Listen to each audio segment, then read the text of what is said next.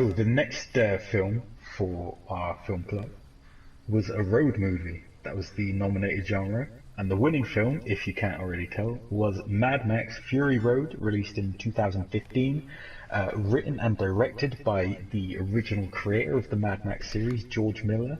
And this was the fourth installment of the series, though it's not really a sequel, it's more of a reboot, although it is a sequel. It's a reboot slash, it's one of those things. You know? What did you think of this, Con? Mad Max Fury Road. All right, so now I guess I should first start with this whole Mad Max thing. I remember watching the originals, and Mel Gibson. yeah, the Mel Gibson Classics. one. So that's kind of so I knew I had heard of the Mad Max series. This movie, I really didn't when it was released. I didn't gravitate to it. I think I just kind of ignored it. I kind of said, "Oh, they're rebooting Mad Max," and it didn't really speak to me. So, if it wasn't for the film club, I probably would have not watched it this year. Uh, Did you not so see it previous to the film club? no, not at all. That was my first Oh, nice. time actually watching it, and and I think that's why at first, so when I first started watching it the first time, I started it kind of late, and I kind of fell asleep when they get to I call them the Victoria's Secret models. Oh Um, yeah. yeah, I kind of started to fall asleep there. So How could you fall asleep during Mad Max? Everything explodes all the time. because it was so late. I mean, I started watching Okay, it. It was okay. very late. I mean, when I say I started watching it late at night, I don't mean like it was 10 p.m. I mean, this was like at 1:30 in the morning. I said, let me Oh, watch okay, this. okay, man. Okay. It's just gonna be like a throwaway movie. I'll just watch it, and I didn't realize that it was probably was not a right time to watch the film.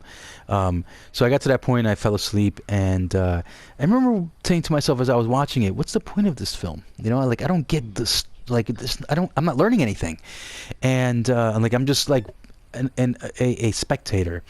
The next day, I said, "Okay, I'm gonna watch it this time, and I'm gonna not fall asleep." And I absolutely loved it, man. I absolutely.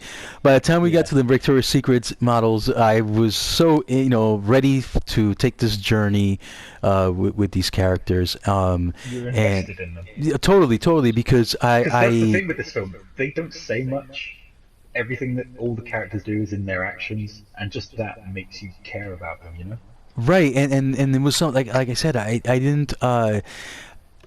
At first, I didn't like that there was no a dialogue that was helping the story or me understand what was going on. Like what was Furiosa's deal with why would you want to leave the Yeah. guy when you are like his most beloved and you can have anything in the kingdom or whatever you want He's to got all call the it. water. Yeah, so for her to turn her back, but watching it from the beginning and being coherent, I kind of wanted to follow this journey, and I loved it. I loved it because I did not see, I haven't seen an adventure film which it was adrenaline 100% of the time, Oh yeah, and this film hardly lets up. yeah, no, and it's beautiful. It's beautifully shot. I mean, the setting of the desert really made you feel like, man, you're so lost out there, and it creeped me out, honestly. And mentioned that in my review that it made me like just to think, man, living in that wasteland, and uh, I would hate to be alive during a post-apocalyptic. You know what I mean? Yeah, man. Like I I wouldn't know. survive. I'm Yeah, it's straight up like saying. I need my creature comforts, man. And so, but I loved it. Like you said, the action is the dialogue, and I could see Yeah, why totally. people would that need story to be told in a conventional way, not like this. But for me, once I got past that and I understood the vision of what the director was trying to do, it really became a different film, and it just became when I like I said when I understood his vision, the film became more enjoyable, and I didn't care about the details in the script. You know what I mean? I was like, you know what? I get the point. And it's well told, and come on, I mean, let's look at the detail in this film. Look at the stuff that we're wearing. Like, I mean, look at this outfit I'm wearing right now. I mean, it's very close to what these guys were wearing in the film. And Mad Max again, has always had iconic design right from the beginning. yes, and Very first film, you know? this movie does not let you down. And Totally. I think the best way that I could summarize this film was what I wrote in my script. I mean, in my review, where the action for me was like death metal. Was like watching and listening to death metal.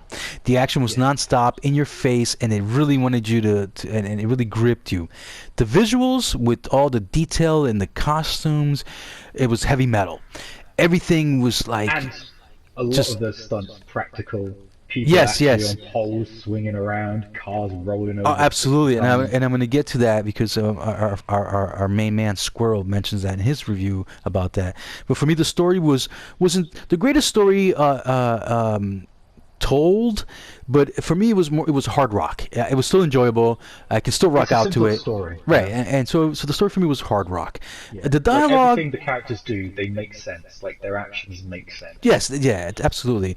The dialogue, on the other hand, for me was more a little more on the country music, level, where it's like, okay, if it's not catchy, I'm not gonna turn the volume up, So, Yeah.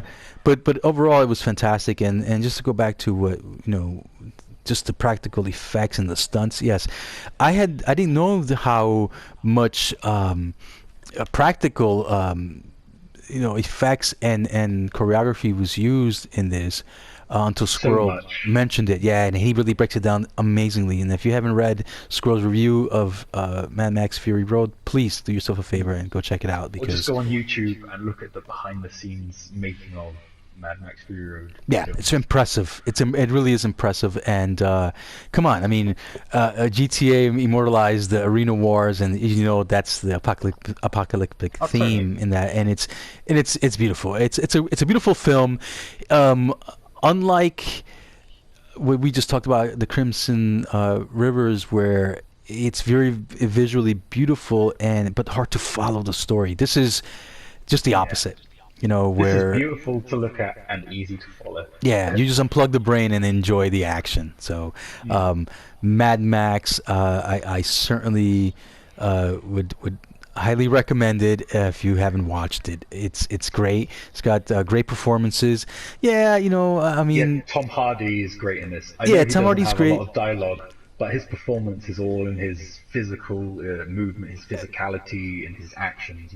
Yeah, and there were just some great little moments that kind of explain the world that we are in and the little universe we're in, and it's really fantastic. And one of my favorite lines this year from all the films we watched comes from this film. It's when Immortan Joe, which is who I try to address as here, The main big bad guy. yeah, when he says to the crowd right before he releases the water to them, he says, "Do not, my friends, become addicted to water. I know, It right? will take hold of you, and you will Yeah. resent its absence." I mean, like it was such for me, like a really fantastic line that I was not expecting, and I want to take that and apply that to this podcast and say this: do not, my friends, become addicted to the podcast. It will take hold of you, and you will resent its absence. So I thought that Fury Road was really a visually breathtaking film. And if you like action and you haven't watched this film, man, do yourself a favor because it's got action in spades and it's got very It's little really dialogue. clearly directed as well. The action scenes, you know what's happening, you can follow it. It's framed perfectly. It's not fastly cut. It's not confusing. It's beautiful, man. No, and in fact, if you slow it down and you're watching these amazing action scenes, man, you'll see so much detail and just, I mean, things coming off the cars and hubcaps and side mirrors and glass. I mean, it really, Stuntmen. yeah, it really, yeah, and it really is fantastic. One of the great surprises this year. And again, It you was just got to quite get past the divisive on our dialogue. forums. Sorry, I was just Yeah. going to say, DJ and Fido, I know in particular, weren't particularly fans of this film. No, because and I get it because basically I found it kind of a little bit funny when she travels all the way to point A, and then just to turn around, just to be told, hey, this isn't the right place, and they have to go back to where they came from, and so I could But I see think how that's the point of the film, you know? right, and I could There's a speech that Max gives where he says something along the lines of, "You can either, let your past send you crazy, or you can face it." So that's what they have to do. They have to turn around and face Immortan face it Joe. right, right. They have to face it head on, or just go off into the desert and go mad on their own, you know? Yeah, and again, for anyone who has really negative things to say about the actual story, and hey, listen, the guy who created the freaking Mad Max universe wrote this and directed, and I mean, this is his fetus, okay? And if anyone has anything negative to say about what this guy's intention or agenda was, I mean, this is this man's baby, okay? He's Australian as well. He'll kick your Yeah, fucking ass. and so he will you know his this is his story, and this is exactly what he wanted to convey. So yeah, big credit for that. George Miller. He also directed Happy Feet, the Penguin film, and Babe 2, Pig in the City. Wow, those are really horror films that I would watch. Right, any final thoughts on Mad Max Fury Road, man? I think that's really all I have to say about Mad Max. I think that it's really enjoyable, and one of the most action-filled action movies. Fantastic, man, fantastic. I think that if you didn't watch this, you're missing out. Your brain's missing out. It's so watchable. Like, when you just sit down and you see a film, you can see like 30 seconds of it, and okay, I'm going to watch this whole thing. That's what this film is for me. Yeah, totally. You just can't stop watching it. It's just enthralling from start to end. And it's a film where the dare I say, the villains are probably more interesting than the heroes. I Emperor this Immortan Joe guy, I wanted to know what the hell was going on with his body, man. So yeah, it's fantastic. Well? Yeah, it's fantastic. What was his rise to power, Correct. That's left unsaid. But yes, it just leaves you to fill it in yourself. Right, and I think that's what the beauty of the film, and why it has so much rewatch value, because you can, I know that I watched it, 1.5 times, and I'm sure I missed a ton of stuff, of little details and things that would impress me. As simple as you think it is, there's so many little things, little details in the background. Yep, definitely highly recommend. It's shiny and chrome. Fury Road. And explosive. It's so much explosion, like you said. Fire and chrome, baby. Ow. It was a really shocking scene when she does kick him out the window, and you have to say, what the heck is going on?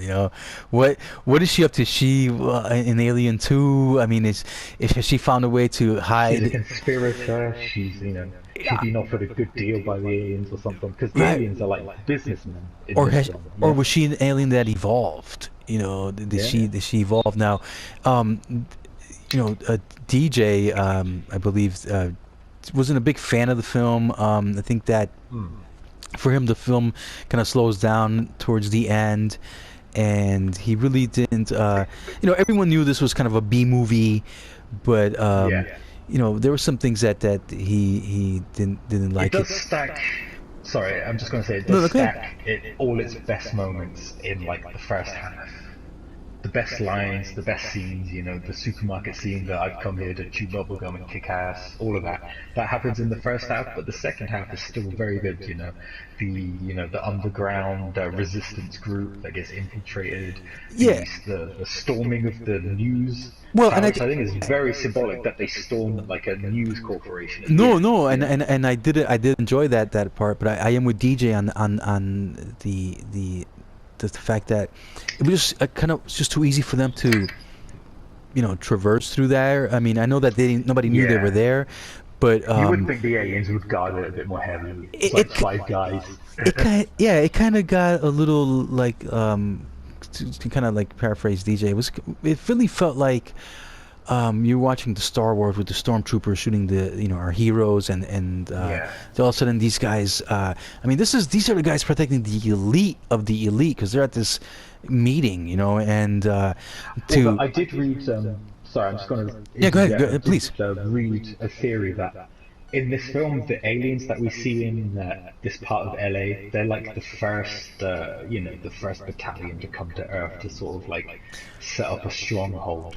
So they're only in this area of LA, and they're targeting like the poor people. So that's kind of the social commentary of it. So that's why like there weren't as many defenses. They thought they wouldn't need as much because they're going to be very stealthy and it's a small time operation kind of thing. No, no, that makes sense, and I like I said, I did like that. Yeah, I said to myself, you know what? Nobody knows they're there. They went through Yeah. they found the what's it called, the wormhole or whatever, and when they end up Yeah, like this isn't an alien invasion movie. The right, aliens right. are already here. They've They're- invaded. yeah, They're yeah. here, Yeah, absolutely, Which is and what I like about it. oh It's no, not about aliens coming to Earth. It's about aliens already on Earth. no, and I think that's why I said that. That's made it spooky for me. That it's almost like the invasion of the body snatchers, where the evil's already Yeah. here.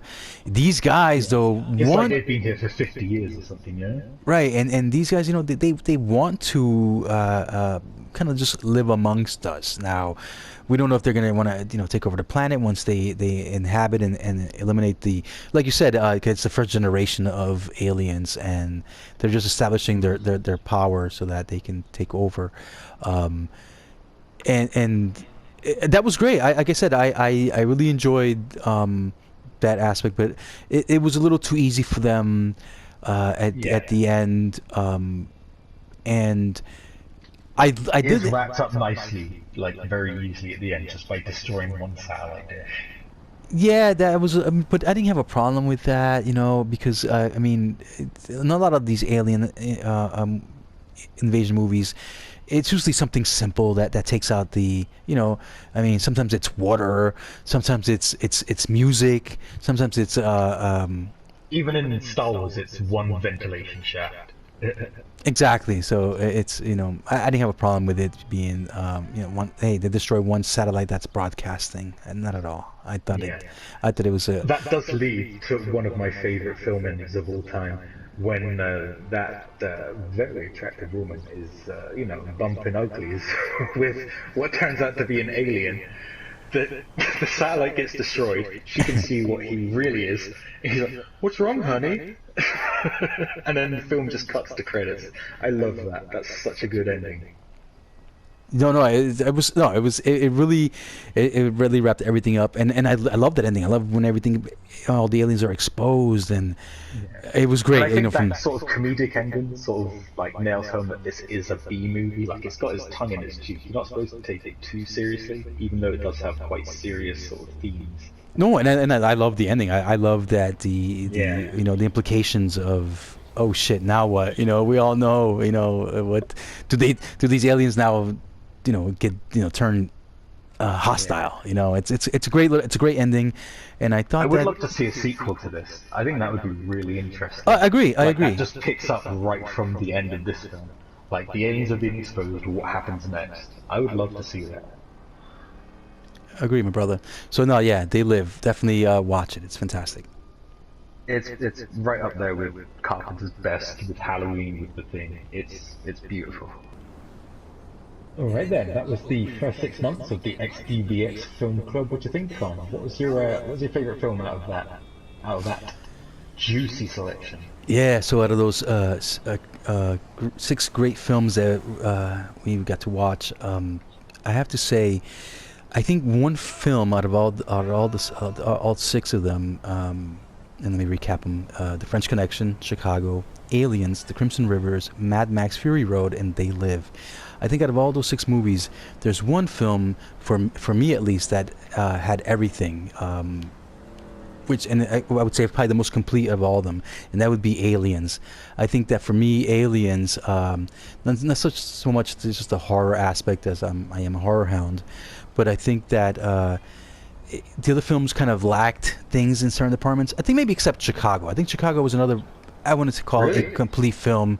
From the guy who doesn't like musicals. Yeah, man. Listen, it razzle dazzled me, man. I'm not gonna lie, but I think Aliens is the film that definitely my favorite of the six. How about you? What would you say was your favorite? For me, it's a toss-up between Chicago, like yourself, although I am a fan of musicals. I can't get enough of fucking things. And They Live. I love Roddy Piper. I love John Carpenter. I love that film. I think it's pretty much flawless in every way. That's interesting. I wouldn't think that. I wouldn't think that you would have liked it that much. But yeah, no, it's definitely. It's not my favorite Carpenter film. I think that would be The Thing. But it's up there. It's close. Yeah, no, I think that it has a lot of meaning, and for you who really can pick up on the subtleties of a message and theme, I think that I think it's completely makes sense that you would choose that as the. All right. And I think that I'm glad you picked They Live, because I have to say that Lime and I, man, we came here to chew gum and podcast. And I think we're all out of podcasts. All right, well, this has been the first part of our 2019 Film Club Roundup. We've got the rest of the year to come in the second part. We've got magical flying dragons, we've got sandworms, we've got vampires, we've got zombies, we got Russell Crowe, and we've got a Christmas film that isn't Die Hard. You excited, Con? I am. Oh, you know what? I'm glad you mentioned that about the Die Hard. I'm very impressed with the amazing nominations that we get every month. Take the Christmas movie. No Die Hard. Right. No. Exactly. No, not the basic film club. What do we get? Kiss Kiss Bang Bang. Yeah. I mean, no Scrooge, no Die Hard, no Elf. I mean, no Care Bears Christmas special. That's a thing. No, I don't know. So I'm like I said, I'm always take great joy in being part of the film club, and I hope that in the coming months and year we get more people to participate. And like I said, I don't want people to feel that you have to be an expert or be eloquent, or just just tell us what you think about what you watched. Yeah. And even if you don't want to watch, just throw in a nomination so that we have interesting things to watch. And I will say I've been very conservative with my choices this first year. So go for it. I'm going to.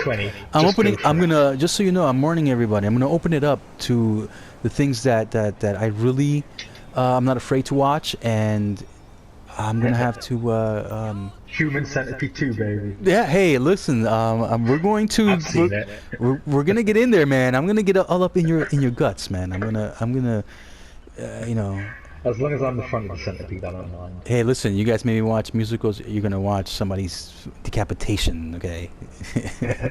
No, I want to thank everyone who participates every month, even the people who are silent, don't speak, don't say anything, and they just kind of follow along.